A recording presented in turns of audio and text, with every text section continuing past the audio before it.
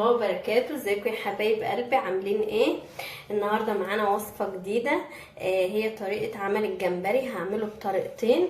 اللي هو الحجم الكبير ده هعمله مقلي، يعني هعمله بالدقيق ومقلي، وده الصغير ده انا هعمله في صينيه، وهوريكم الطريقتين دلوقتي.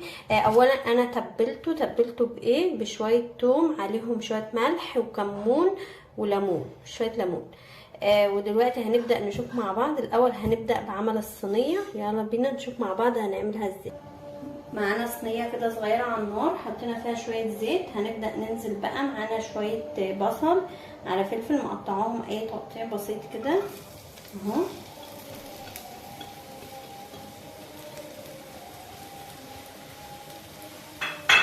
هبدا اقلبهم لحد ما ياخدوا لون حلو كده.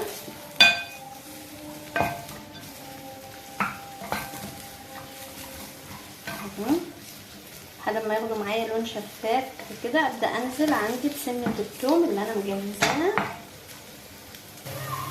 حطيت بعد ما وصل معايا لون البصل كده والفلفل، اما بقى لونه شفاف شويه، حطيت يعني نص معلقه ثوم صغيره اهي. هبدا اشوحها كده في النص وبعدين اخلطها مع البصل والفلفل. خلاص كده خدت تشويحه، ابدا ادمجها معاهم اهو شويه كده. برضو يدبل معايا البصل حبه، انزل بالطماطم اللي انا مقطعاها كده. بقى جاهز معايا. هبدا انزل بقى بالطماطم.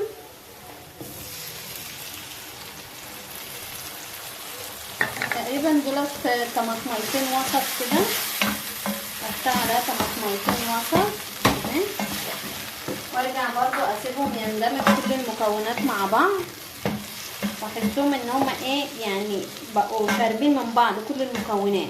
هوريها لكم برضو اما تكون جاهزه ان انا انزل عليها بالجمبري. في الوقت بقى اللي هتكون فيها الطماطم بتستوي مع البصل والفلفل اهو، زي ما انا كنت قايله لكم اهي بتاخد سواها. هبدا بقى عندي طاسه هنا فيها نقطه زيت بسيطه، ببدا اسخنها. ببدا انزل عندي بقى بالجمبري الصغير ده اللي انا قلت لكم عليه. هعمله صينيه وانا متبلاه فعلا زي ما انا كنت قايله لكم بالثوم اهو. ليه بديله تشويحه كده خفيفه؟ علشان ما يبقاش ينزل كده على الخضار ني، يبقى طعمه مش كويس، وهيبقى يعني هو لازم ياخد تشويحه الاول، تشويحه لونه يغير معايا، وابدا بقى انزله على الخضار لما يستوي كويس اهو. مبياخدش حاجه، يعني بقى مسافه لونه ما يبدا يحمر كده بيبدا هو يبقى معايا كده كويس وجاهز ان انا انزله على الخضار. هي حبايب قلبي هحط عليها بقى، بدات تاخد وتدي اهي. هحط عليها اللي هي نص معلقه الصلصه دي، مش كبيره قوي. وهي حبايب قلبي بعد ما استوت معايا الخضار كله مع بعض اهو والبجانس كله مع بعض. حطيت يعني اقل من نص معلقه ملح ورشه فلفل كده عشان يطعم لي الخضار. معلش ان كان في صينيه الاول، يعني اول ما بدات الفيديو بس لقيتها صغيره، فاحتجت انقل في صينيه اكبر شويه.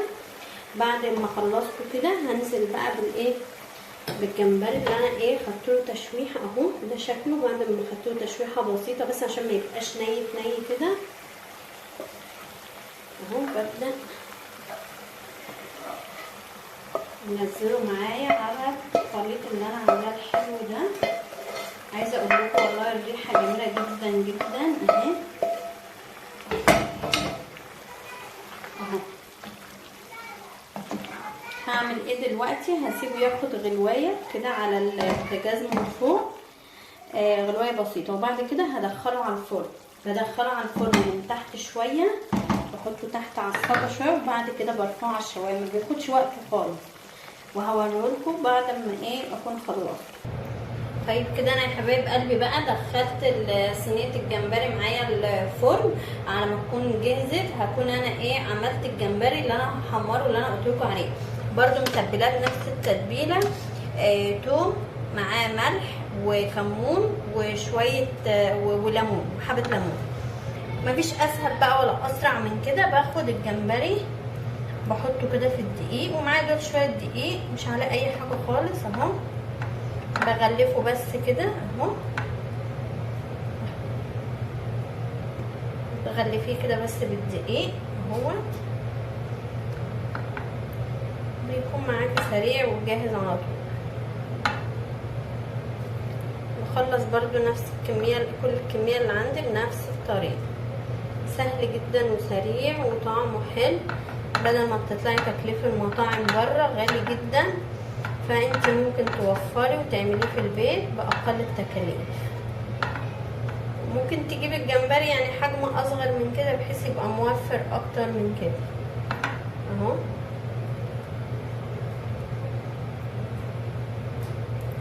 بخلص بقى كل الكميه واوريها لكم اهو. بعد ما خلصت الكميه اللي معايا كلها بنفس الطريقه اهو، ده بقى شكله اهو. لما عملته بالدقيق معايا طاسه فيها زيت، هبدا انزل بقى بالجمبري كده شويه زيت سخن،